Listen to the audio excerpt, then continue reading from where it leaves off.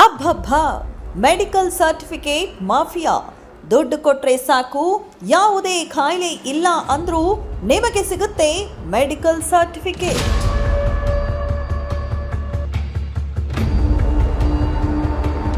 ದುಡ್ಡಿಗಾಗಿ ಮಾರಾಟ ಆಗ್ತಾ ಇದೆ ಮೆಡಿಕಲ್ ಫಿಟ್ನೆಸ್ ಸರ್ಟಿಫಿಕೇಟ್, ಅಂಗವಿಕಲ ಸರ್ಟಿಫಿಕೇಟ್. ಜೈಲಿನ ಖೈದಿಗಳಿಗೂ ಸಿಗುತ್ತೆ ಮೆಡಿಕಲ್ ಸರ್ಟಿಫಿಕೇಟ್. ಅಬ್ಬಬ್ಬ, ಲಾಟ್ರಿ ಯಾರಿಗುಂಟು ಯಾರಿಗಿಲ್ಲ. ಇದು ವಿಕ್ಟೋರಿಯಾ ಆಸ್ಪತ್ರೆಯಲ್ಲಿ ನಡೆಯುವ ಮೆಡಿಕಲ್ ಸರ್ಟಿಫಿಕೇಟ್ ದಂಧೆ.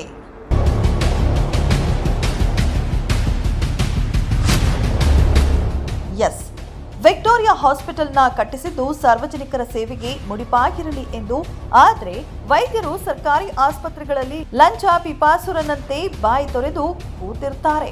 ಲಂಚಕ್ಕಾಗಿ, ಲಂಚ ಅಂದ್ರೆ ಅದು ಲಕ್ಷಾಂತರ ಅಲ್ಲ, ಸಾವಿರಗಳಲ್ಲಿ ಸೇರುವ ಕೋಟ್ಯಾಂತರ ರೂಪಾಯಿ. ಒಮ್ಮೆ ಸರ್ಕಾರಿ ನೌಕರಿ ಸಿಕ್ಕಿದ್ರೆ ಸಾಕು, ಅವನು ಒಬ್ಬ ಮಂತ್ರಿಗೆ ಸಮಾನ. ಯಾಕೆ ಈ ಮಾತು ಅಂದ್ರೆ, ಅಷ್ಟು ದುಡ್ಡು ಮಾಡಿ ಬಿಸಾಕ್ತಾರೆ ಈ ಸರ್ಕಾರಿ ವೈದ್ಯಾಧಿಕಾರಿ ಡಾಕ್ಟರ್ ಶಂಕರ್.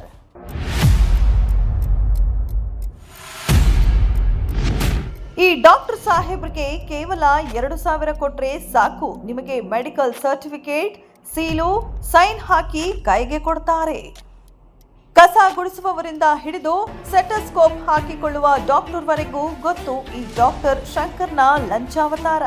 ಯಾರನ್ನೇ ಕೇಳಿದ್ರೂ ಕೂಡ ಒಂದೇ ಹೆಸರು ಹೇಳ್ತಾರೆ, ಅದುವೇ ಲಂಚಕೋರ ಡಾಕ್ಟರ್ ಶಂಕರ್ ಇದ್ದಾರೆ, ಬನ್ನಿ ನಿಮಗೆ ಬೇಕಾದ ಸರ್ಟಿಫಿಕೇಟ್ ಅನ್ನ ಅವರೇ ಕೊಡ್ತಾರೆ ಅಂತ. ಇದರಲ್ಲಿ ಮೇಲಿನ ಅಧಿಕಾರಿಗಳಿಗೆ ಎಷ್ಟು ಪಾಲು ಎಂದು ಇನ್ನೂ ಕೂಡ ತಿಳಿದು ಬಂದಿಲ್ಲ.